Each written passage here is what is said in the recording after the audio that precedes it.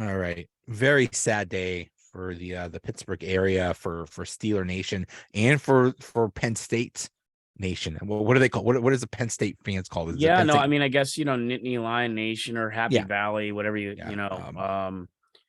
I mean, you figure they do still have the largest alumni network in the country. And my Really? feed today was filled uh with Franco pictures. I mean, their kids, Penn Staters, just eh, I get unbelievable, how many people had a chance to meet him in their life. He was definitely a guy, Joe, unlike, and I'm not saying this is wrong, because when you get to be that famous, you probably start to be a little bit of a recluse too, but he never hid from his fame. He was always out there, always visible to everyone. Um, and that's why you have so many people, so many pictures, and so many autographs from him, because he never said no. Yeah, Um, yeah. and that's nothing against any of the other guys. He's just made himself more accessible than I think any professional athlete I've ever seen, He even outside never of Pittsburgh. he never got tired of it. I heard like if there would be like an autograph signing or something, it would take forever because he would talk to everybody that came. He would spend time with them. The on NFL Network on Good Morning Football this morning, Kyle Brandt said that he went to college the same time that Franco's kid went to college, and they're moving in at the same time, and he sees Franco Harris, and he just goes up to him, is like, "Hey, are you Franco Harris?" He's like, "Yeah." He's like, "Hey, can you tell me about the Immaculate Reception?" And Franco just started talking about it. It's like, how many times did someone come up to Franco and say, "Hey, can you talk about the Immaculate Reception?" Some people would say, "You know what? I don't want to talk about it anymore. I'm so sick of it." But he embraced that. He loved that, and he loved just sharing about and just sharing himself with people. That was amazing. One of my favorite Franco stories, it was in 1998, and I was kind of like a student reporter back then, and we did a story. The Canton Football Hall of Fame was doing a little bit of segue and story on some Penn State football players that were in Canton, and of course Franco was invited to come speak to that, being one of them, and probably arguably the most famous, and probably in Pittsburgh proper, the only true Nittany Lion was probably ever liked. So, other than, I mean, Friar Youth, and yeah, but I mean, Franco, geez. So we do our thing at the hall, and that year, Anthony, I don't know who the whole class was, but I remember Anthony Munoz and Dwight Stevenson were inducted that year, and we had done our thing already, and those guys were there because they were doing a final fitting for the jackets. The ceremony was in August. We were there in like late June. So they're doing like the final fitting for the jackets, I believe is what it was. And he walked up to Anthony Munoz, and he told him, I'm really glad you're going in, because you're one of the best I ever saw play. And Anthony Munoz, you remember, probably one of the greatest tackles ever. Big Yes. dude, even bigger Yeah. than Franco. Got like emotional over that. Oh, So we all leave, and we are this rented Chevy Suburban or whatever it was, and we're going down the Ohio Turnpike. And he says, I need a bathroom break. So we pull off in this one of those Ohio Turnpike rest stops or whatever it was, and we go in, and it's like, for June, it was like almost 90. It was brutally hot that day. Excuse me. And we go in, and there's like an Orange Julius or something there, and he goes, I need a drink. Drinks are on me. So we get in the back of this line because it was so hot. And it was a Friday. I remember it being a Friday, and there were lines forever. And there was like another thing, like a pretzel thing, maybe a Sbarro. I can't remember what it was. So we're standing back in line. We're like 20 deep. And he gets out of line. He walks up, and he pulls the girl down to the end of the counter, and he gives her a wad of cash. I still don't know to this day how much. He goes, pay for everybody until you get to me. And then he goes down to the wow. people in the Sbarro, whatever it was. I'm not sure what it was. And does the same thing. So, as of course, because he's Franco, he just sticks out. A couple people started to recognize him, and they come up to him, and I'm with these other guys, a couple other reporter guys, and we're sitting there like, oh my gosh. And we were there for like an hour and 45 minutes. But the thing was, the one guy had talked to him for a while, and Franco signed like an Orange Julius napkin for him or something. And he comes out, and the one guy I was with says, he says, boy, that was cool. You get to talk his ear off. He goes, no. He goes, honestly, he wouldn't shut up.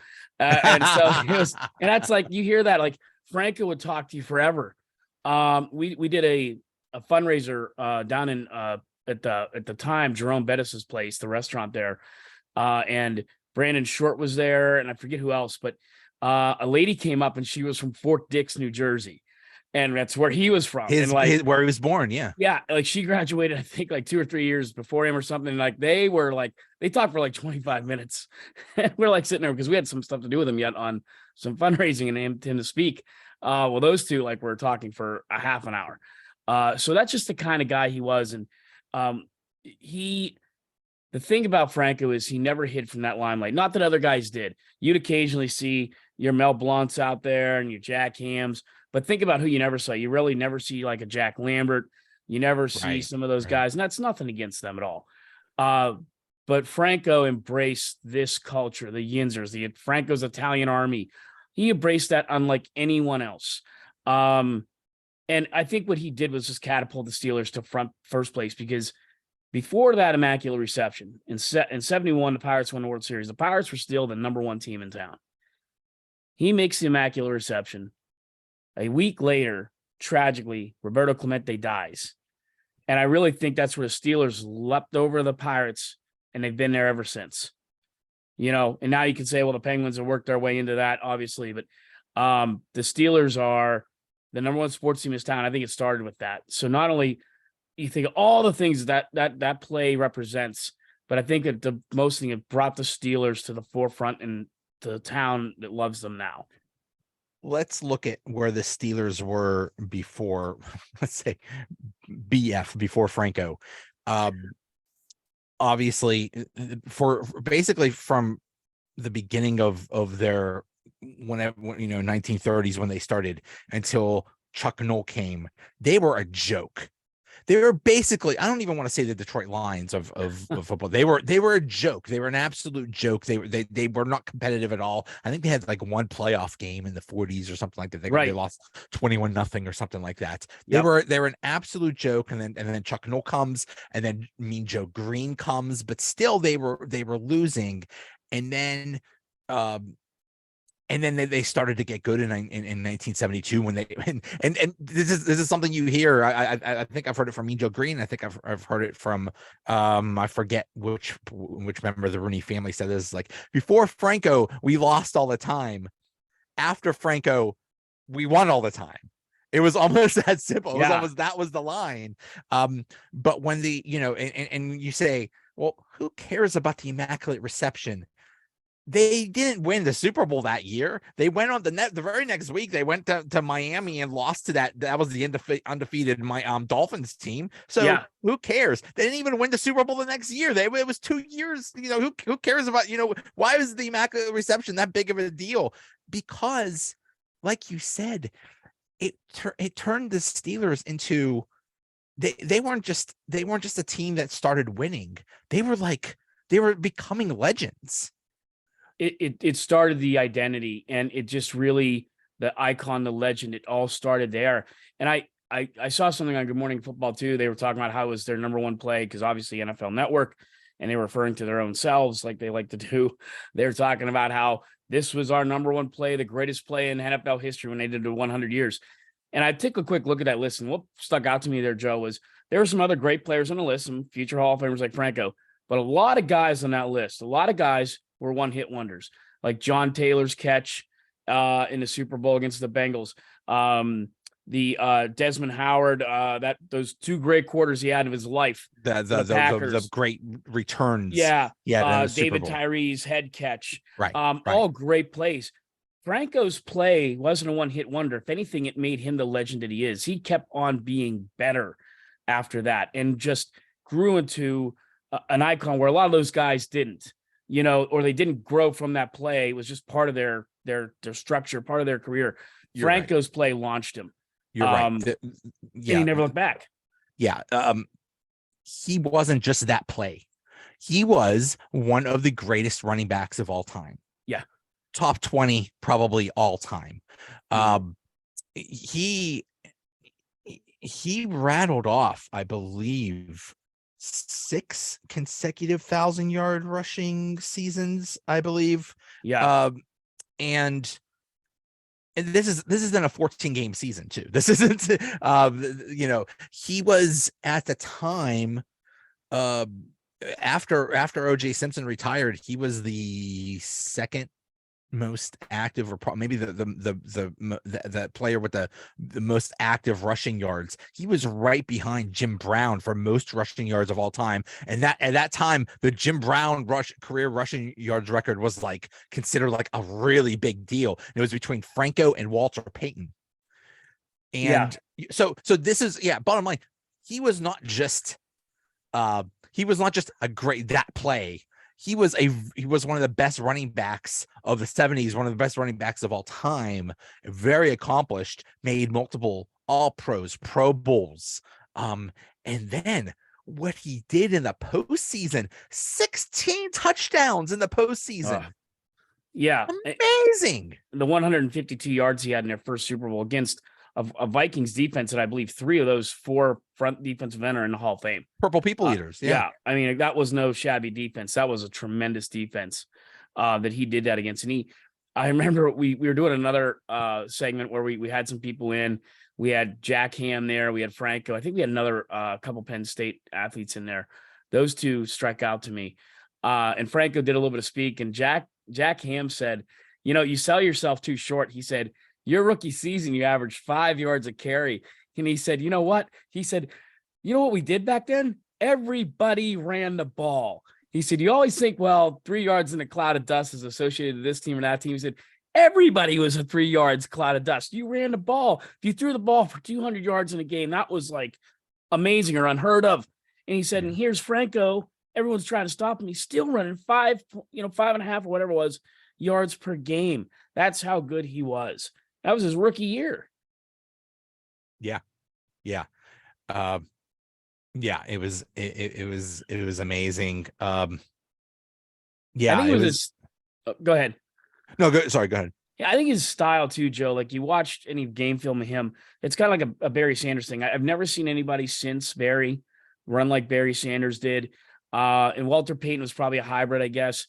But the closest guy I can even think of is maybe Eddie George, because he was as tall. He's that 6'3", 6'4", so swift. He's the only guy I can think of that I've seen that runs like Franco. And like I told you earlier, sometimes with athletes, when you watch things on TV versus being in person, when you were with Franco, he was just a big dude. 6'3", every bit of it, just stood tall, moved big, looked the broad shoulders, not heavy set. Just he looked like a great athlete. And he and Mel Blount, up to like even in the early 2000s, it looked like they could go still play. Yeah. It was just amazing to me. But that play and what it did for this, all the memorabilia you have on your back wall. I always tell you I'm jealous of that. I got to have that someday. I have it. I still don't have it up. The shirts we're wearing now, the terrible towels. What I hope, Joe, and it's a big wish. Saturday, there's just at least before today, tragically, there wasn't a lot of reasons to be there Saturday night. You have 2 teams that are 6-8, probably not making the playoffs, no shot. 2 teams that are subpar. Speaking of subpar, it's going to be like 6. It's Christmas Eve. Yeah. There's every reason in the world not to go to that game. I hope, and I should maybe I'm being hypocritical because I know I can't make it. I hope that they turn out and they pack that place. I know it's a big ask. Just as a memorial to him. Obviously they scheduled this game because it's the 50th anniversary of the Immaculate Reception, but now it's taken on a greater importance. Now it's not so much a celebration, it's a memorial. It's a remembrance of Franco, and it's going to take a whole different tone. And we were joking before. It was like, oh, there's no way Steelers are going to lose the Immaculate Reception game. There is no way in hell. I hope very much that they are so inspired that they win this game for Franco. Yeah, I didn't get all of his quote, but I thought Mike Tomlin had a pretty good quote about that. He was actually a little emotional when he said it about, we're preparing the way we should prepare to honor a guy like that. Yes. So I would go with what you're saying there. It's got to be true. They got to be coming out there, despite the temperature and everything, they're going to come out to play. It's funny. I didn't get to hear a lot of it. I heard some of it today during work. a lot of the local media were able to grab a lot of the players from that time for interviews today because they're all in town Right. for that ceremony. I did hear Jack Ham a little bit saying he was just basically couldn't believe he was doing the interview he was doing today because he couldn't believe he was here for a whole other reason. And now, now, I mean, I saw that. I know they canceled the one event already at the Heinz History Museum. I think that was tomorrow or Friday morning, I believe. But yeah, you just wonder how they're going to continue it through. I'd love to see. Hopefully, Steelers are wearing like a number 32 sticker or something. I would imagine they would. All of a sudden, I hate to admit it, but I was sitting there like, yeah, I watch the Steeler games. Christmas Eve. At least I'll see bits and pieces and hope to catch the Franco thing. Now I'm going to be like glued because I just, you could argue he's the greatest Steeler of all time. And I think you'd have a good, I know there's a lot of them. I would say Mean Joe Green is the greatest, and maybe you could put Bradshaw up there, but you could argue that Franco is the most beloved Steeler of all time. I would agree. I really would. And it's just man, we lost an icon today. We lost a legend. And I think even talking to some of my fellow Penn Staters and Penn State Alumni Association members today, it's like we're so used to him being a part of our coming year for certain things and him not being there, that there's events built around him. And he never would say no. You would hardly ever say, well, I've got this and, talk to my agent. Nope. Even if someone else, even if he wasn't scheduled, someone else was scheduled and they couldn't make it or something like that. They call him last minute and he'd show up. Yeah. Yeah. And you pick up so many stories from him. Like I know the one story he told, and I didn't know this until he actually told the story, and he didn't know it until like late in his rookie year, but Chuck Noll didn't want him. Chuck Noll wanted, I think it was Robert or Tim Newsom. I can't remember which one. Robert Newsom, I think is. Yeah. And Dan Rooney Jr. or Art Rooney Jr. and Dick Hoke were like, no, you want this kid. And Chuck Noll famously told them, you better be right about this guy. And they took Franco. The crazy thing is, at Penn State, he was blocking for Lydell Mitchell. He wasn't the main guy. No. Although he put up good numbers. He did. But yeah, Lydell Mitchell was like the zone guy, first and goal. And yeah, here he was. And I'm not trying to make it all like a Penn State thing, but he's often always said that the reason he went for that ball is, that was something Joe Paterno had told him, go to the ball. When in doubt, he just went to the ball. And Rocky Bleier talks about that a lot of times. Like, we're all standing there. And here's Franco saying, just coming out of nowhere, grabbing this ball. And he said, we're all standing there. And he's the only guy on the field. And then I like how Franco would always say too, that Jack Tatum, a regular defensive back, would have just broken up the play. Exactly. Jack Tatum had to go for the big hit because that's what he did. Try to kill he was a headhunter. Yeah. And here comes the ball. Yeah. So yeah, boy, we could do like 2 shows just about this alone. I don't know how old you are. I wasn't born at the time, but I was there. I was at the Immaculate Reception. How many people do you like, oh yeah, I was there? I was like, really? Because it didn't even sell out. Okay? Right. There's like 80,000 people were there. Right. Yeah.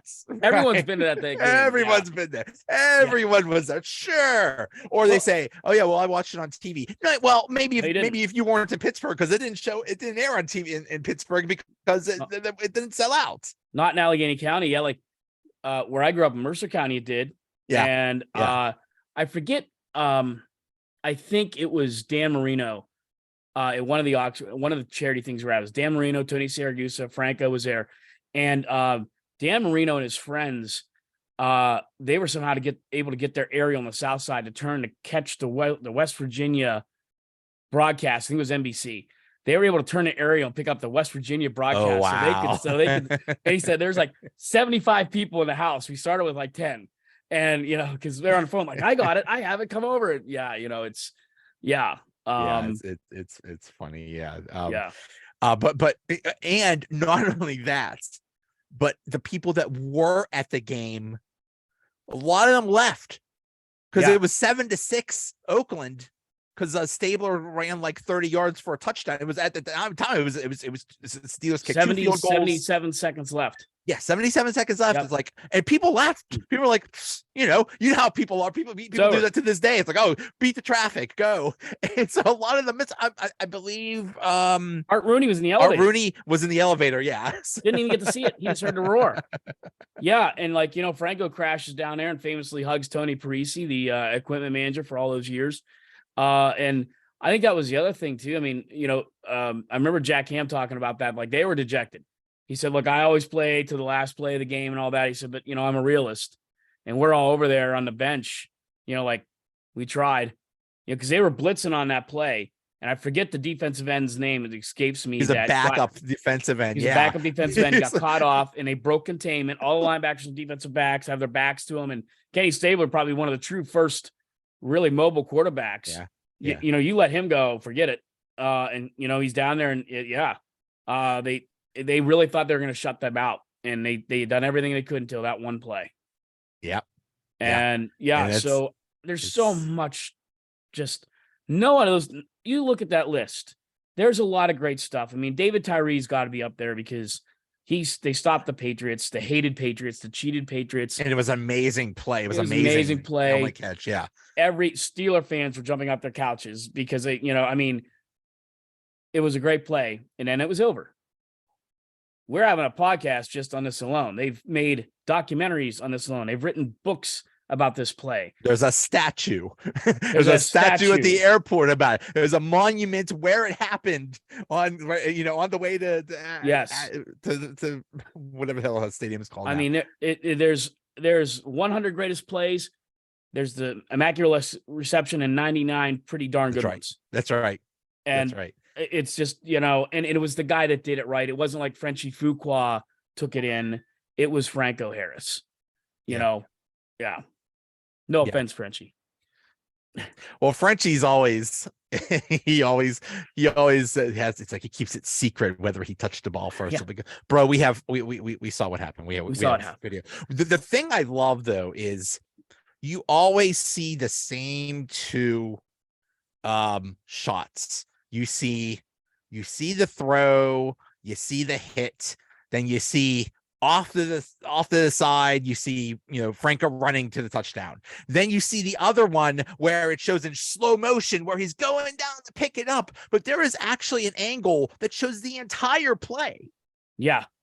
And it's perfect. It's like you see exactly what happened. So yeah, sorry Raiders. On your Twitter account today, I thought it was a pretty good point. And I thought, not that it's a competition, I thought you put this out there before anybody else said it.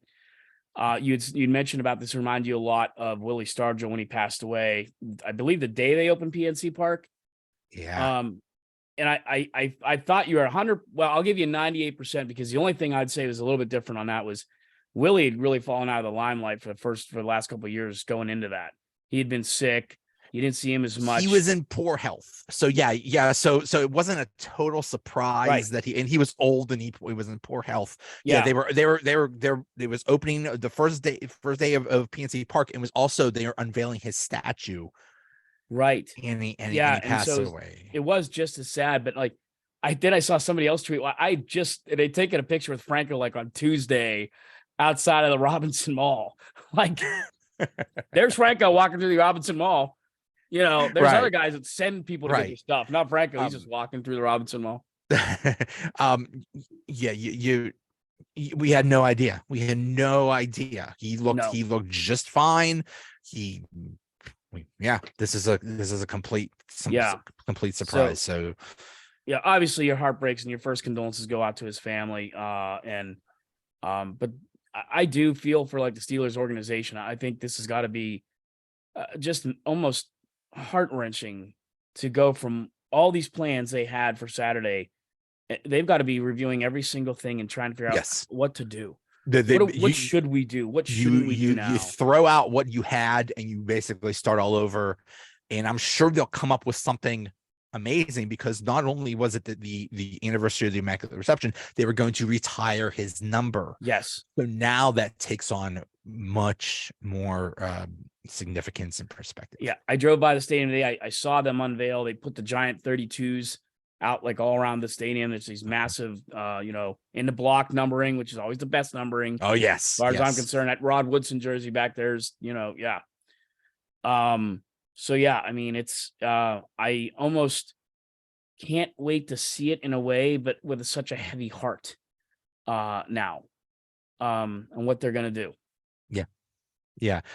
Another thing is he actually made friends with some of the players on that Raiders team. I think his name is Villapiano or something like that. Villapiano, who's going to be there. I think he's going to be there. Yep. The Raiders trying to keep it together. The Raiders put out a very nice, respectful tweet of sending their condolences. There were so many. Mike Vrabel, the coach of the Titans, who was a Steeler for a while, he had a press conference today, and he mentioned the passing of Franco and how important he was when he was playing for the Steelers. How important Franco was. So this was far-reaching to all parts of the football world. It really was. I saw that. I saw James Franklin. The only reason they had a press conference today is because I think they leave today to go to Pasadena, and he got choked up, and he talked about Nick Singleton, one of the best backs in the country, freshman Franco. Franco came and saw him, just arbitrarily, just walked into practice one day this past summer at camp. Just walked in, had a Penn State polo on, and went up to him and talked to him for a while. And yeah, I mean, it's so far-reaching, Joe. So far-reaching. I mean, it was before I left the house this morning, it was breaking news on Good Morning America. Wow. I mean, Mike Strahan took a couple minutes and talked about it. Robin Roberts did. Yeah, that's why to me it's like he's just so. You're probably right. It's Joe Green, but man, he's a strong second place, if not, right there. Somebody put a beautiful picture down at the Immaculate Reception statue today. And I saw it on Twitter a little bit ago. Someone took a picture of it. It's like two hands reaching out. It looks like maybe from heaven, I guess. I'm not too sure. And it's got Franco running through the hands, making the catch. And just the next couple of days will be very telling. I think we'll hear so many more stories like we're hearing now. And I'm sure there's people out there whose lives he's touched in ways that aren't even known. And maybe never will be. But he was just that guy. The area, the area of that little monument to the Immaculate Reception is basically becoming, so many people are putting flowers, terrible towels, yes, basically making that a memoriam and a tribute. Another thing about Franco was he was definitely a man of principle. He had very strong beliefs about certain things. One of them was basically defending Joe Paterno. Yes. And he's always been in Paterno's corner and always supported him.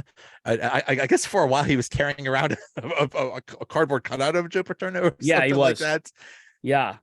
And that wasn't easy to do at the time, Joe. Oh no. Everybody. At the height of that, I mean, it was like, that was so emotional for me. It was so hard. You struggled inside with everything was going on, and because you're represented as a person of that university, and he was so steadfast right from the beginning that, look, you got it wrong, and now it's shown that a lot of it was wrong.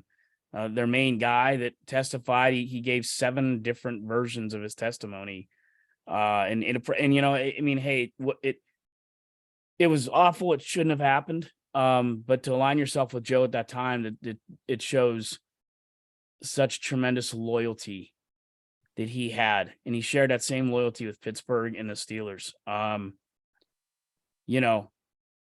So in 1997,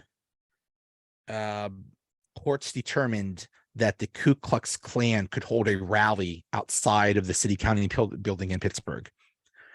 He was so upset about this that he basically just stayed there and would not leave. Nope. He held like a 1-person protest and said, I will not stand for this. I'm not leaving.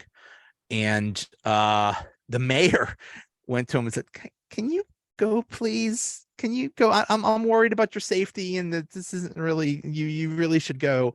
And then the mayor talked to Dan Rooney and they came over, and I forget, it was Dan Rooney and I think the PR person, Joe Gordon or something. I don't know. It was someone else. Yeah. And they finally convinced him, we'll protest another way, but maybe you should go. But he stayed there for a long time. He brought food, water, a book to read. He was planning to spend a night, and he refused to budge. He was definitely a person of principle. He campaigned for certain political candidates. Mm-hmm. And then he didn't. There was a whole thing with the he wanted Harris to get the casino, which was a subject. Yeah, that was a sore subject. But there's a certain Pittsburgh shock jock that we all know that really ticked him off and started. It's funny. So I was with Franco for a fundraiser, and we about half an hour before we had to go out, and he was supposed to go out to a crowd, and we were just talking, and I posted on Facebook this morning, like, he knew my son's name. I'm trying not to get choked up. Yeah, it's tough. And he, enough that the last time I saw him, he's like, "How's Liam?" Aww. Like, how do you remember? Because I mean, it's not of like all the millions of people he met, he still remembers things like that. It's not like we were best friends. I would never make that claim. Just we did so many different things together and just talked over time. But anyway, I asked him, how does that bother you? Because he kind of that shock jock gave him kind of I thought a mean name, and Free Meal Franco. Right. And he kind of laughed. He said, "You know what? No," he said, "it just proves to me that I think I know what I've been doing all these years is right." And he goes, "But let me tell you something, you can only eat so many stuffed chickens in your life." And, and he said, "But no, I just, I'm proud of what I've done and where I've been." He said, "Darren, I've spoken at a lot of Penn State stuff, a lot of Steeler stuff, but you know what? I've also spoken for homeless, and I've spoken at like Ducks Unlimited dinners and all these little things that you add up, Little Sisters of the Poor." And I'm just sitting there like, wow, what a beautiful person. Yeah. I mean, we can sit here and talk about that catch all day long, and the Super Bowl runs and everything he did on the field, and how bad he looked in that Seattle Seahawks uniform. Worst ever. To me, that's the height of, like, they always say, like, well, show a picture of the guy that doesn't belong. That right. Like Johnny Unitas ended up with the Chargers, and Emmitt Smith ended up with the Cardinals, but so Franco in that Seahawks uniform was just it's like an alternate universe thing, right, or something. So there's all that stuff we can discuss, but without the helmet and the pads, I think he was even more impressive without the helmets and pads than he was with them. The Steeler organization is known to be something of high class and honor. And one of the reasons is people like Franco, who say, okay, yeah, you could be a player. You're a player. You do your thing on the field and stuff, but off the field, you also should do a lot. And that's carried on. I mean, look at Cam Hayward. Look at look at all the the people that have won the Walter Payton Man of the Year. I believe Bettis won it. I believe. To carry that tradition, to say, yes, you do your best on the field, but off the field also be an example. Use your platform to do good in the community and stuff like that. And he is a perfect example of that. And I like where you're going with that, Joe. And I'm not sure you were technically going this way, but man, if there's anybody else worthy of having an award named after him and what he's done, it's Franco Harris. Yes, he could easily be. It could be the Franco Harris award. And nothing against Walter Payton. I love Walter Payton. But he's that same caliber, that same mix. That's why Cam Hayward got real emotional talking about him today. It's hard. It's sad. My wife, I've always said about my wife's, I married a great wife. So she's not a gigantic sports intelligence, but she will watch just about anything. Um, Even she got sad. She knew who Franco was, knew what he meant. It wasn't like I had to say, "Hey, this guy passed away," and she goes, "Who is he again?" It was just she Right, knew right away. right. We all You know. know, We all know. yeah. Yeah, My dad and I it's were texting each other. I'm sure if your dad, God bless his soul, was still alive. I was thinking about that today when I was driving about your dad. Was your dad a member of the Franco's Italian Army? he was not. Oh yeah, Um, he he was should have not. been like, But my mom might have been, because she at the time she worked in a tailor shop in Shadyside, and she made suits for Franco. She met Franco, and Franco would come in to get the suits, trying to keep it together. yeah, And she would talk to him. And Franco is half Italian. His mother is an Italian immigrant, yes, and his father was African American that was a soldier stationed in Italy, and that's how he met his mother. And then after the war, brought her here, and they and then they I guess they grew up in New Jersey. yeah. So that's the whole Franco's Italian Army. It's like what when we found, I guess when they found out, it's like, oh, he's half Italian too. Okay, well, we're adopting him, and now you're one of us. And he would come to pick up the suits, and my mom would say, "Hey, how's it feel? How's it feel to be a paisan?" Like, and I saw a sign. They were doing a thing on the Italian Army, and there was a sign that said, "Run, paisan, run." And so it's like, you are one of us. Yeah. So There's a yeah, great no, clip. not my dad, because my dad hated the Steelers because he was bad for business. But my mom did have a connection. Right. There's a famous clip, and I believe it's before the first Super Bowl, and NFL Films has it, and they're sitting there doing stretches, and Joe Green says to Franco, he's, "Man, what is that flag?" And Joe Green goes, "That's the Italian, flag, man. What? It's the Paisan flag, man." And the great picture with him and Frank Sinatra, Frank Sinatra, as an yeah. honorary member. I mean, that's just the lure and all that stuff that he brought in like a sponge to this city. And then you had Franco's Italian Army. Well, then you had Lambert's Lunatics and I was Girillo's gonna Gorillas. say, like, every player had their own fan club. Yes, That's how popular the 70s Yes. Steelers were. Everybody, even like the backups, had their own groups. yeah. I mean, like Roy Girella had Girella's Gorillas. that's just phenomenal. Yeah. So I mean, I feel for those Steeler players, Joe. I mean, because they were always very tight knit. Franco did a lot of stuff alone, but if you ever needed them and some of the stuff that we put together, if you ever needed like more than Franco, Mel Blount was always willing to be there. A lot of those guys, they started at the beginning of before COVID. I did it like 3 years in a row. It's be up your alley because you do it a lot better than I do. They started the Chuck Noll 5K at St. Vincent College. Have you done that one yet? I have not heard of that. No, I think they're starting it back this year. But anyway, so they would bring in people. Well, they brought in Franco and Joe Green, and so they were speaking and everything, and Joe Green found the Houston Oilers playbook. Someone had left it behind in one of the rooms in Three River Stadium, and he had it. And Franco said, "What are you gonna do with that, man?" And he goes, "What do you think?" He goes, "Throw in the can, man." They had this garbage can. He threw the playbook in the can, and then Chuck Noll was very proud about them. They talk about that. They're reminiscing about Chuck Noll a lot. And then I have a picture to this day of my little boy. Joe Green's trying to sit him on his lap. And Franco's like, no, Liam, he's not Mean Joe anymore. Now he's Gentle Joe. He was just Mean Joe for like 10 years. I mean, just how many Steelers turn out to support one another. It's such a family. And I mean, not that you don't have that. I think it's pretty strong from other NFL teams, 85 Bears, and you see those reunions, but maybe we're being homers, maybe we're not, but I don't see that anywhere like you do with those 70 Steelers teams. They all try to stay in touch, support one another, love one another. Mel Blount, kills me. I forget the name of that school that he does for the boys. That ranch he still I runs. know I know what you're talking about. Yeah. But anytime he is asked to have support for that, they all come running. Franco, usually the first one.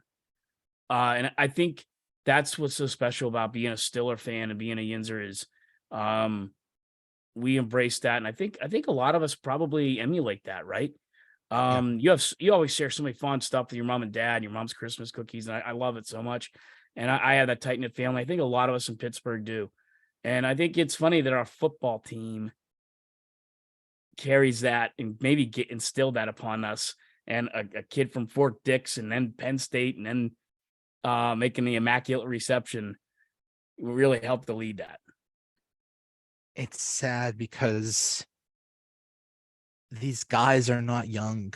All those guys from those 70s teams, they're probably in their 60s and 70s now. We already lost Mike Webster and under horrible circumstances, and I'm sure we've lost a lot more, and it's gonna keep happening, unfortunately. And remember Terry Bradshaw? He was like angry about that. Like, we never should have let what happened to Webby, what happened to him. Like, it was almost dumbfounded. Like they should have known that they, and Mike Webster's son always comes to those Chuck Noll events at the beginning of Steelers training camp, and he always speaks.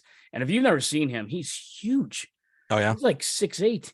I'm thinking, why didn't you ever play? Not that why didn't you play? Yeah, but he's always at those events, Joe, and he sticks out because he's so massively large. He's just a large human being, and it's they make sure to include him on all these things they do. And I've seen Mike Webster's kid at a lot of Steeler events, and he never even played for us, but he was Mike's son. And so they've taken him in and made sure he was a part of what they do. Yeah. So it just goes to show that, that bond. Speaking of Terry Bradshaw, he basically keeps his distance. For some reason, he is still upset with the team, the city. I really hope that he could embrace the Steeler Nation a little bit more. He said he won't be here because he's working, so he won't be at the Immaculate Reception thing. But it seems like he's never around for anything, and it seems like he still holds a grudge. And I hope that all can be forgiven, because I think I don't think anybody has a problem with him with the Steelers or Steelers fans. I think it's just something that he got mad about many years ago. Him and Noel. Okay, yeah, he didn't get along with Noel. And I thought that when didn't they honor him, and like he had a standing ovation and went nuts and he got emotional. Yeah. And I thought maybe then would have been a change, but yeah, he's always been in the limelight too, but in a very different way. He's always in a studio in New York, or now they had that Terry Bradshaw show. I never did watch any of that. Not because I don't like Terry. I just never really took a chance of watching it. Franco did it differently. He did it here. He stayed here. He could go anywhere, and he stayed here. Yeah. It's just incredible. Such a sad day, and it's been great talking to you. And hey, we mostly held it together, so yeah, give ourselves a pat in the back. Not easy when you talk about that, and just driving around today, I got choked up a few times just hearing some guys talk when I could listen. And that was last fall, I guess, when he said, "How's Liam doing?" And I've been thinking about it because he did that with that big finger. He had those hands. Yeah. How's Liam doing? Like, that thing's gonna hit you. And it just, I can't believe you remember that. I can't believe you're that in touch, and you took the time to even store that away in that memory of yours, where you must have millions of great memories with all these people in this giant city, or this big city with all these giant Steeler fans. And special man, huge, profound loss for us. Cherish the time you have with people, because tomorrow is not guaranteed. No, it's not. And we lost a great one today, and yeah, we'll see how Saturday goes, and how, how things go in the coming days and weeks. But yeah, this one hit hard. This one hurts. Yep. All right. Hey, thanks Joe. so much, man. You bet. I'll see you. Take care.